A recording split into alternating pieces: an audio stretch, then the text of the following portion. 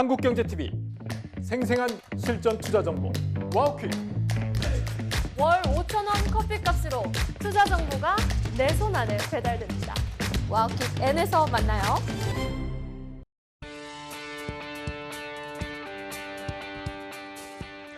네, 복잡한 투자를 쉽고 명쾌하게. 안녕하세요. 투자의 재발견의 용경빈입니다. 자, 연말입니다. 그리고 새해가 다가오고 있죠. 그런 만큼 여러 가지 계획들 또 세우고 계실 텐데요. 아마 이런 계획들 세우고 계실 것 같습니다. 내년에는 돈을 좀 이렇게 좀 모아봐야지. 아니, 못해도 내가 최소한 이만큼은 좀 모아봐야겠다라는 생각하실 것 같은데요. 좋습니다. 뭐 한 해의 계획을 그런데 5년, 또 10년 단위로 이렇게 좀 넓혀보신다면 우리가 좀 어떤 준비를 어떻게 해봐야 할까요? 자, 우리 인생 자산 관리 계획, 한 해의 계획 세우듯이 지금부터 바로 좀 시작해보면 좋을 것 같습니다. 자, 그렇다면 오늘의 주제부터 함께 만나보시죠. 홍예민 캐스터가 준비했습니다. 오늘 저희가 준비한 주제 바로 퇴직연금입니다. 올해는 국내 퇴직연금 제도가 도입된 지 딱 20주년이 된 해인데요. 2005년 제도 시행 이후 꾸준히 불어난 적립금은 어느덧 460조 원 규모로 늘어났습니다. 무려 국민연금의 35% 규모인데요. 퇴직연금은 이제 명실상부 제2의 국민 노후 자산으로 자리를 잡아가고 있습니다. 특히 다가오는 2026년은 퇴직연금 대변혁의 해가 될 거란 전망인데요. 정부 주도하에 퇴직연금 제도가 전면 개편되기 때문입니다. 이 그래프를 보시면 내년부터 300인 사업장을 시작으로 퇴직연금 의무 가입 대상이 확대되는데요. 2030년이 되면 5인 미만 사업장까지 단계적으로 가입이 의무화됩니다. 중소기업 근로자와 비정규직 근로자까지 대거 퇴직연금 제도에 편입되는 거죠. 이런 가운데 최근 퇴직연금 트렌드는 투자 상품 중심으로 변화하고 있습니다. 퇴직연금 시장 내 ETF 자산 규모 한번 볼까요? 2021년 말 3조 4천억 원에 불과했던 자산이 올해 9월 말 기준 37조 5천억 원을 돌파했습니다. 4년도 채 되기 전에 11배 이상 급격하게 증가했고요. 이 원금 보장형보다 수익률이 높은 실적 배당형 상품에 대한 선호도도 갈수록 늘고 있죠. 2023년 말 49조 원 정도에 불과했던 실적 배당형 상품 규모가 올해 9월 말이 되자 105조 원을 넘어섰습니다. 불과 2년 사이에 투자자들의 인식이 크게 변화했음을 보여주는데요. 퇴직연금은 더 이상 강제 저축이 아닌 능동적인 투자 수단으로 인식되고 있습니다. 실제로 최근 5년간 DC형 퇴직연금의 수익률을 한번 비교해 볼까요? 이 원금 보장형의 연환산 수익률은 2.45%에 불과하지만 실적 배당형의 수익률은 5.09%, 2배 이상의 성과를 기록 중입니다. 이렇듯 오늘은 제2의 국민 노후 자산이 된 퇴직연금에 대해 알아볼 텐데요. 현명하게 노후 자산을 관리할 수 있는 방법, 지금 바로 전문가 두 분과 이야기 나눠보겠습니다. 네, 퇴직연금 하면 이제 인생의 자산 관리법이 되겠죠. 자, 어떤 전략으로 좀 우리가 어떻게 끌고 가면 좋을지 오늘 두 분의 전략가들과 함께 얘기 나눠보시죠. 자, 장정민 NH투자증권 100세 시대 연구소 수석연구원, 그리고 김민경 NH투자증권 퇴직연금 컨설팅 2부 차장 두 분 모셨습니다. 어서 오시죠. 안녕하세요. 네. 자, 오늘 뭐 퇴직연금에 대해서 진짜 인생의 자산 관리법에 대해서 좀 미리 좀 설계를 좀 해주시기를 부탁드리는데요. 우선 좀 장정민 연구원님께 좀 질문을 드려보도록 하겠습니다. 네. 자, 뭐 100세 시대라는 말이 이제는 뭐 너무 흔한 말이 됐고요. 이제 뭐 빨리 하루빨리 이제 은퇴를 준비해야 된다. 그리고 앞으로의 생애를 어떻게 좀 살아야겠다 생각 많이 하실 텐데 이 자산 관리에 대해서 그러다 보니까 이제는 뭐 40대, 50대, 60대 이렇게 은퇴를 앞두신 분들도 아니고 30대, 40대, 30, 40 세대부터 이제 좀 여러 가지 관리를 하고 있다고 들었어요. 어떻습니까? 네네. 그렇습니다. 특히 30, 40대 사이에서 경기 불안과 고령화 때문에 노후 준비에 고민이 커지고 있는 게 사실이고요. 예. 또 100세 시대라고 하기 때문에 은퇴 후의 그 기간이 훨씬 길어지고 있어서 이 더욱더 저축보다는 노후 장기적인 재무 설계에 대해서 관심이 높아지고 있는 게 사실입니다. 예.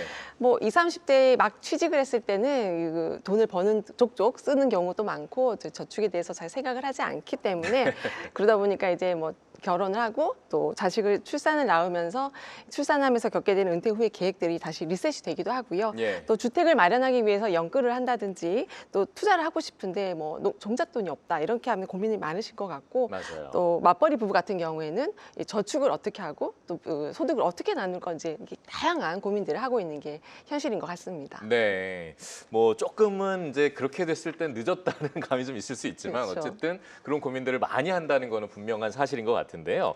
자, 그렇다면 우리 김민경 차장님, 우리가 이제 30대 직장인이라고 우리가 가정을 했을 때 좀 노후를 준비하기 위한 관리 방법 이런 것들은 어떻게 좀 세우면 좋습니까? 우선은 사실 저도 30대로서 30대 투자자분들께 꼭 말씀드리고 싶은 점은 언제 투자를 시작하느냐가 수익률의 성패를 결정하는 가장 큰 요인이라고 보시면 될 것 같습니다. 사실 30대라고 하면 우리가 은퇴할 시기가 굉장히 멀게 느껴지는데요. 시작을 빨리 할수록 좋습니다. 왜냐하면 30대는 복리 효과를 누릴 수 있는 가장 골든타임이기 때문입니다. 제가 오늘 말씀드릴 건 딱 3가지인데요. 집중해서 들어주세요. 네. 첫 번째로는 세제 혜택을 볼 수 있는 상품을 적극적으로 활용하는 것입니다. 가장 대표적인 상품 3가지가 연금저축, IRP, 그리고 ISA인데요. 이 상품들은 잘만 투자를 한다면 내가 납입을 하는 것만으로도 약 100만 원 이상의 세금을 매년 절세할 수 있는 효과가 있습니다. 그리고 두 번째로는 위험 관리를 위한 자산 배분을 말씀드릴 수 있는데요. 장기적인 상품인 연금 계좌인 만큼 시장의 변동성을 가장 흡수하기 좋은 게 바로 연금저축 계좌입니다. 네.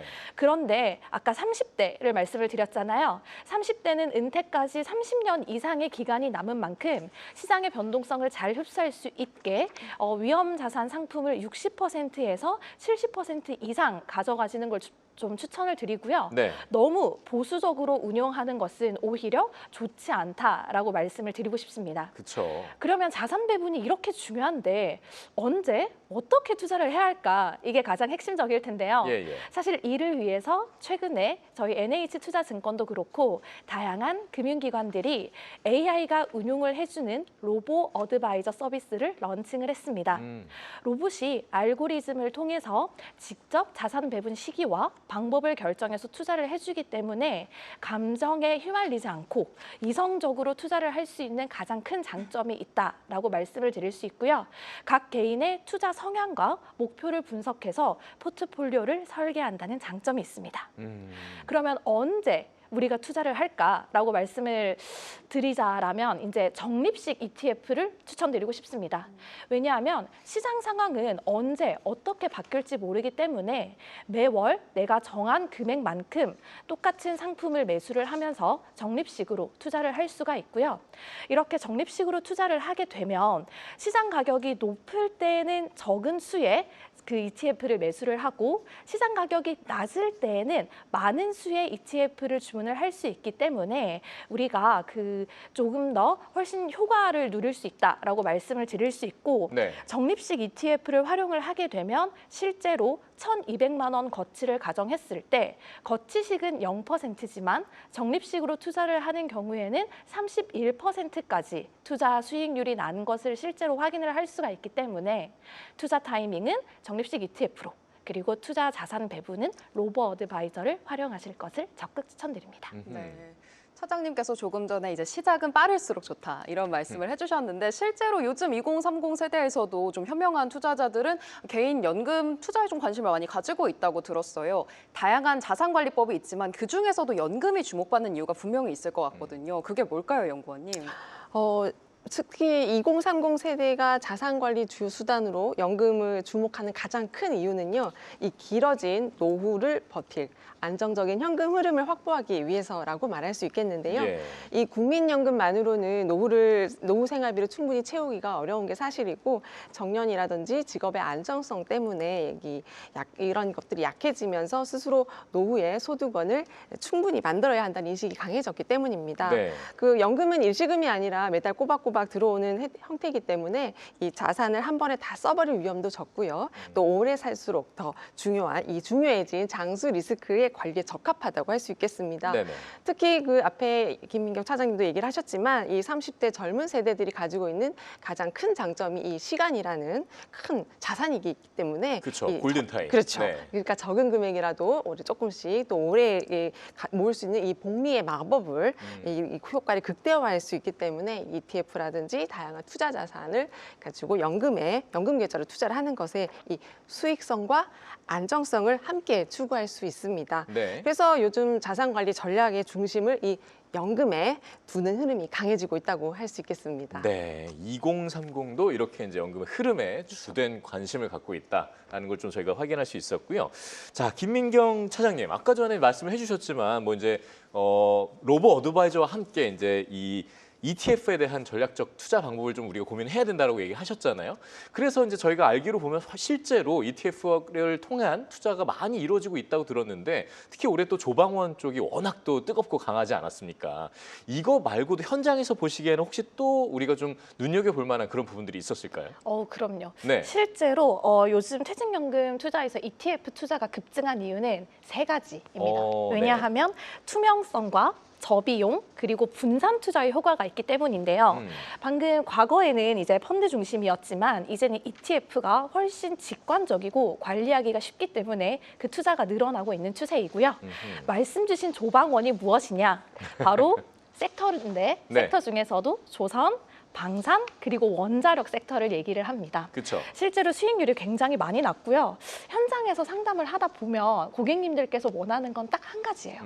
꾸준히 안정적으로 수익을 낼 수 있는 것. 그렇죠. 네. 그러면 이 니즈에 맞는 것들이 어떤 것이 있느냐 네. 하면은 세 가지를 또 말씀을 드릴 수가 있는데요. 예. 첫 번째가 바로 단기채 ETF, 두 번째가 인컴형, 마지막으로 세 번째가 TDF입니다. 단기채 같은 경우는 지금처럼 금리 레벨이 높은 수준에서 투자하기 좋은 ETF고 실제로 퇴직연금 내에서 현금성 자산으로 운용되기 쉬운 그러한 상품에 조금 대체할 수 있는 ETF다라고 보시면 될 것 같습니다. 네. 두 번째로는 글로벌 인컴 ETF인데요. 글로벌 인컴형 ETF는 미국의 우량 기업의 배당 ETF나 아니면 글로벌 리츠 또는 커버드콜 ETF 등이 있습니다. 변동성은 낮추면서 꾸준히 장기적으로 수익을 낼 수 있어서 최근에 꽤 인기가 있습니다.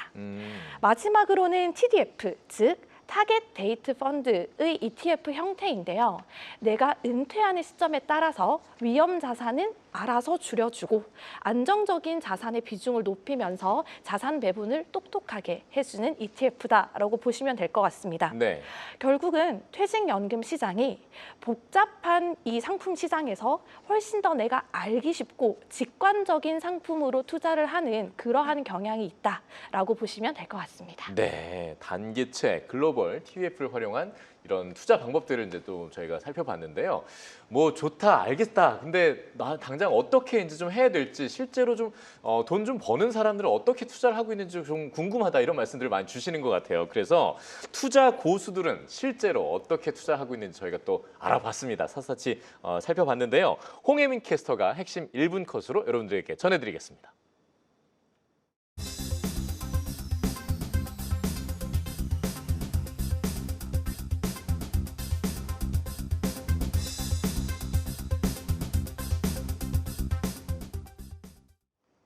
네, 연금 투자를 통해 고수익을 내는 이른바 고수들의 포트폴리오 궁금하시죠? 오늘 핵심 1분 컷에서는 국내 퇴직연금 수익률 상위 투자자들의 포트폴리오를 심층 탐구해 보겠습니다.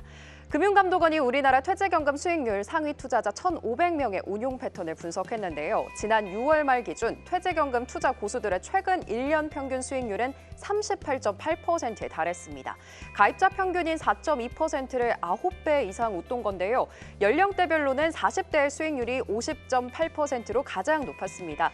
이 고수들의 자산 구성을 한번 볼까요? 가장 눈에 띄는 특징은 실적 배당형의 비중인데요. 무려 80%에 가까운 투자 비중을 보여줍니다. 그러면서도 대기성 자금 비중은 8.6%로 비교적 높은데요. 시장 상황에 빠르게 대응할 수 있도록 여유 자금을 남겨둔 것으로 보입니다. 이 고수들이 보유한 주요 투자 상품도 보시죠. 한번 확인을 해보자면 흥미롭게도 적립금 기준 상위 펀드 1위에서 4위를 모두 국내 테마형 ETF가 차지했습니다. 이 조선, 방산, 원자력, 이른바 조방원 중심의 비중이 좋았고요. 가장 성과가 높았던 상품은 무려 173% 이상의 수익률을 낸 K방산 ETF였습니다. 연령대별로 두드러진 특징은 뭐였을까요? 먼저 30대 미만 고수들입니다. 이들은 나스닥 100, S&P 500 ETF 등 미국 대형 지수 중심으로 움직였는데요. 안정적인 분산 투자 방식을 택했습니다. 반면 모든 연령대 중 가장 높은 성과를 낸 40대 고수들의 전략은 조금 달랐는데요. 테마 집중도가 확연히 높았습니다. 조선 방산 테마가 최상단을 차지했고요. 국내 제조, 에너지 핵심 산업군도 고르게 포진해 있죠. 여기에 미국 전기차 관련 상품까지 편입하며 성장 테마 비중을 강화했습니다. 그렇다면 은퇴와 가까워진 60대 이상의 고수들은 어떨까요? 테마 ETF를 유지하면서도 고배당 펀드와 중국 관련 펀드를 일부 편입한 점이 눈에 띄는데요. 안정성과 분산을 고루 추구하는 방식을 택했습니다. 이렇게 해서 오늘은 퇴직연금 수익률 상위 투자자들의 포트폴리오를 분석해봤는데요. 고수들의 투자 노하우를 참고해본다면 풍요로운 노후 생활에 한 걸음 더 가까워질 수 있지 않을까요? 오늘의 핵심 1분 컷이었습니다. 네, 세대별 고수들의 이 투자 전략들을 좀 쭉 살펴봤는데 와, 저는 뭐 일단 30대 미만 분들부터 좀 부럽네요. 벌써부터 막 170% 찍고 이러면 저희는 어떡합니까? 아무튼 굉장히 부러운데 지금 이렇게 좀 고수들의 포트폴리오를 쭉 살펴보면 실제로 이건 좀 나도 좀 해봐도 되겠다 아니면 나도 해봤다 이렇게 좀 동감이 가는 부분이 있으십니까? 좀 우리 장정민 연구원님께 좀 먼저 여쭤볼까요? 사실 네. 저도 노후 준비를 시작한 지가 예. 그렇게 오래되지는 않았는데 어. 최근에 이 우리 뜨거운 주식 국내장과 함께 TDF 상품을 이제 넣어두면 저같이 뭐 바쁜 일상이라든지 오늘같이 또 장을 볼 수 없는 이런 상황이 오면 도움이 되는 것 같습니다. 저 꾸준하게 뭐 일정 금액 ETF 적립식으로 넣고 또 TDF에 딱 목표를 정해놨기 때문에 네. 자동으로 또 이렇게 운용해주는 그런 상품이라서 저는 TDF를 좀 추천드리고 싶고 저도 덕을 많이 보고 있는 것 같습니다. TDF는 네. 진짜 이 고수들이 해도 나도 공감할 수 있다 이렇게 네. 좀 말씀해 주셨고 역시 우리 김민경 차장님께도 좀 여쭤볼까요? 어떤 게 제일 공감되세요? 사실 아까 30대 미만 중에는 적립식 ETF가 많고 예. 그리고 이제 특히나 S&P나 또는 나스닥의 대형 ETF 위주로 투자를 많이 한다라는 맞아요. 말씀을 주셨는데 네. 실제로 제가 그렇게 투자를 하고 있거든요. 오. 그리고 ETF가 굉장히 좋은 점은 계속해서 시장 상황에 이제 적극적으로 대응을 할 수 있다는 점이 굉장히 좋고요. 아까 대기성 자금이 한 8% 정도 있다라는 정보를 보여주셨는데 네. 사실은 저도 일부는 현금으로 조금 두고 있습니다. 왜냐하면 이제 아까 상위 목록 중에 화장품 ETF가 있었는데 네. 저도 이제 화장품이나 또는 바이오 이런데 이제 조금씩 그 적립식으로 들어오는 거는 어느 정도는 적립식 ETF로 대형에 투자를 하고 있지만 어느 정도는 이 대기성 자금으로 두면서 이러한 테마들이 조금씩 움직일 때 저는 적극적으로 좀 응대를 하는 편이거든요. 그래서 아까 이 말씀 주신 통계를 보면서 저도 잘 하고 있구나라는 생각을 스스로 좀 하게 되더라고요. 오히려 위안을 좀 네, 받으셨네요. 맞습니다. 네. 퇴직연금이라는 주제에 대해서 공부하다 보니까 저는 또 이런 궁금증이 들던데 노후 자산 관리할 때 안정적으로 현금이 계속 들어오는 게 좋은 건지 아니면 좀 일정 정도는 저금을 해두고 소득을 줄여가면서 좀 아껴 쓰는 게 좋은 건지 어떻게 보실까요?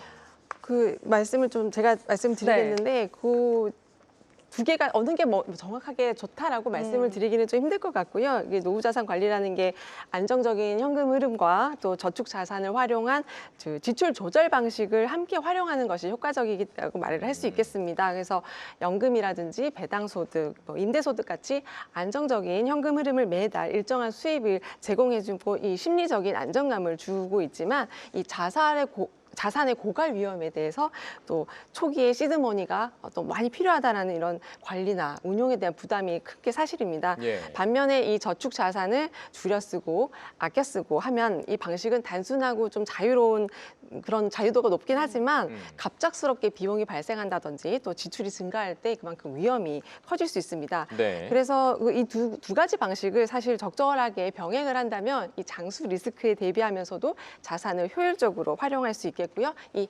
안정과 유연성을 적절히 조합하시는 게 좋을 것 같다라고 말씀을 드리겠습니다. 네, 그렇군요. 이렇게 해서 좀 변수를 줄일 수 있다. 이런 그렇죠. 것들을 좀 체크하면 좋을 네, 것 같은데. 근데 또 저희가 이 얘기를 안 해볼 수가 없습니다. 건강보험료.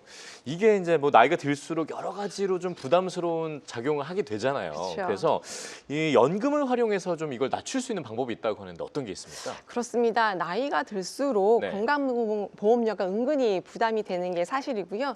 이 연금을 활용하면 확실하게 낮출 수 있는 방법이 있습니다.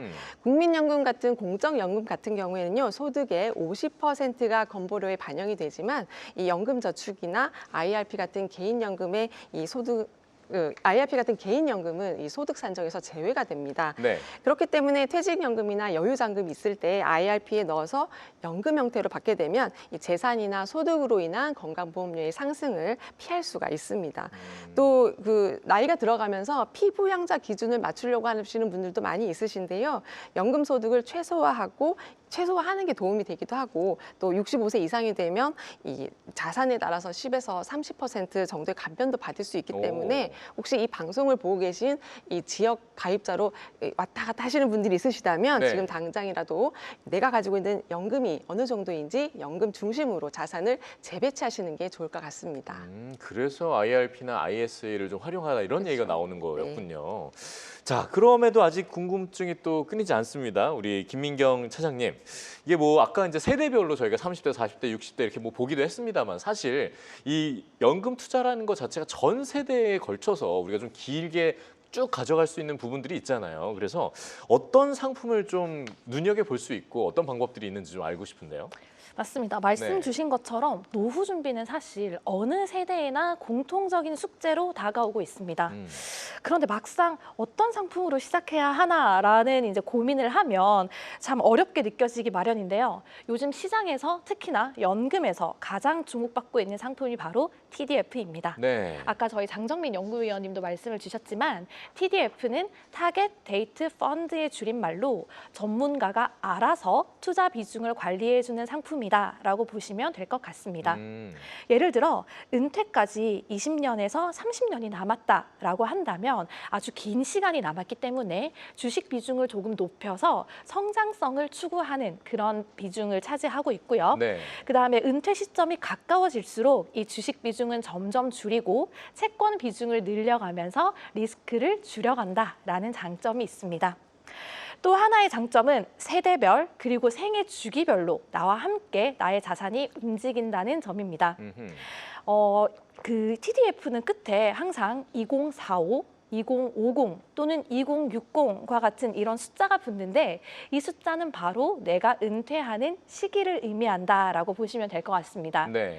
2045 같은 경우는 상대적으로 2060, 즉 2060년보다 좀 더 은퇴하는 시간이 짧게 남아있기 때문에 2060보다는 아무래도 주식 비중은 적고 채권 비중이 높다라고 생각을 하시면 될 것 같습니다. 어떠한 복잡한 금융 지식이 없어도 내가 은퇴하는 시점만 지정을 하면 알아서 자동적으로 그 투자를 해준다는 점이 전 세대에게 매력적으로 다가오는 이유이기도 하고요. 그래서 내가 시간을 들이기 어렵거나 또는 시장에 흔들리지 않고 싶어 하시는 분들께 추천을 드립니다. 네, 뭐 사실 TDF 얘기를 좀 오늘 계속해서 좀 해주시고 계신데 뭐 로보 어드바이저도 그렇고 이 TDF도 그렇고 혹시라도 이 투자할 수 있는 금액에 대한 제한적인 부분이 또 있을까요? 그런 것도 좀 짚어주시면 좋을 것 같은데요. 우선은 로보 어드바이저나 TDF는 네. 우선은 비중에는 제한이 없습니다. 네. 다만 로보 어드바이저 같은 경우에는 시행된 지가 얼마 되지 않아서 연에 900만 원까지만 매수가 가능하도록 제한이 되어 있고요. 네. TDF 상품 같은 경우에는 내 연금 자산의 100%까지 투자가 가능하기 때문에 오. 따로 투자 가능 금액의 제한은 없습니다. 그렇군요. 네. 상품에 대한 이야기를 쭉 나눠봤는데 생각해보니까 올해가 이제 3주도 안 남았더라고요. 맞습니다. 그래서 많은 분들이 이제 올해는 좀 정리를 하는 시점이실 수도 있겠지만 그럼에도 불구하고 차장님께서 올해 아직 이것만은 남아있다 좀 주목해보자 하는 포인트를 짚어주신다면요. 우선은 사실은 가장 많이 받는 질문이 연금저축이나 IRP에 납입을 하게 되면 이제 돈을 인출을 하지 못하는데도 불구하고 내가 납입을 해야 하느냐 하는 질문을 많이 주시거든요. 네네. 근데 아까도 제가 가장 그 초미에 말씀드렸듯이 지금 가장 빨리 시작할수록 가장 유리한 구조이기 때문에 특히나 그 연금저축이나 IRP를 납입을 하게 되면 내가 납입한 금액의 13.2%에서 최대 16.5%까지 세액을 공제해 줍니다. 이 말인즉슨 내가 900만 원까지 IRP에 납입을 할 수 있는데 세액 공제를 받게 되면 100만 원 이상의 절세를 할 수 있다는 거거든요. 근데 우리가 그 어떤 금융 상품을 살펴보아도 이만한 수익률을 낼 수 있는 상품은 거의 없다고 보셔도 무방할 것 같습니다. 네. 그렇기 때문에 이 연말이 3주가 남지 않은 이 시점에 빠르게 연금저축이나 IRP를 개설을 하셔서 납입을 하시기를 권장을 드리고요. 그다음에 지금처럼 시장의 변동성이 큰 상황에서는 특히나 우리가 장기적인 관점을 두고 봤을 때 투자를 하기 좋은 타이밍이다라고 저는 생각을 하기 때문에 연금저축 그리고 IRP, ISA까지 절세 상품을 반드시 활용하실 것을 추천드립니다. 네, 올해 뭐 아직 20일도 이제 안 남았는데 네. 하루빨리 좀 시작해서 이런 혜택들을 좀 누려봐야 될 것 같네요. 맞습니다. 자, 좋습니다. 오늘 이렇게 노후 대비를 위한 여러 가지 연금과 관련된 얘기들을 나눠보고 있는데요. 자, 뭐 그래도 이것만은 좀 꼭 기억하면 좋겠다. 한 줄 정리를 부탁드려 보려고 하는데요.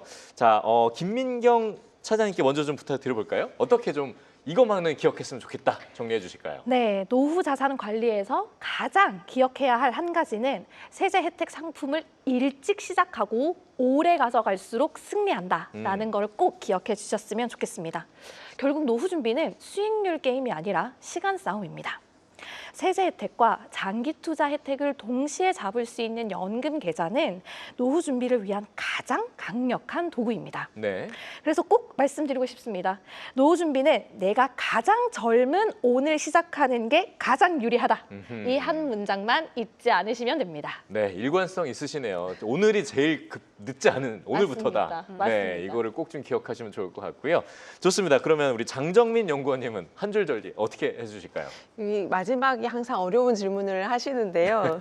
자, 현금 흐름을 중심으로 분산을 하고 연금화하라 이렇게 말씀을 드리고 싶습니다. 네. 그 부부 기준으로 2인 그 노후 적정 생활비로 희망하는 금액이 2024년에는 336만 원이었는데요. 올해 발표는 341만 원으로 5만 원이 증가를 했습니다. 네. 그만큼 그 매달 정기적으로 들어오는 금액에 대한 현금 흐름을 추구하게 되는데요. 네. 그렇게 매달 안정적으로 들어올 수 있도록 그 현금이나 예금을 20%에서 30% 그리고 채권이나 배당 ETF 같은 40%의 투자를 하고요.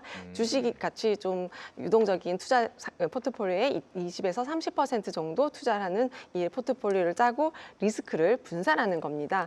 뭐 IRP 같은 개인연금 이용해서 세제 혜택이라든지 건보료도 절감하는 이런 장수 리스크에 대비하는 게 좋을 것 같습니다. 맞습니다. 분산 투자만큼은 우리가 늘 아무리 꼼꼼히 따져봐도 그렇죠. 부족함이 없는 부분이니까요. 네. 자, 다시 한번 정리해 보면 현금 흐름 중심으로 분산화하고 또 연금화하라. 그리고 노후 준비는 내가 가장 젊은 당장 오늘부터 시작하라. 이 두 가지는 꼭 좀 기억해 보시면 좋을 것 같습니다.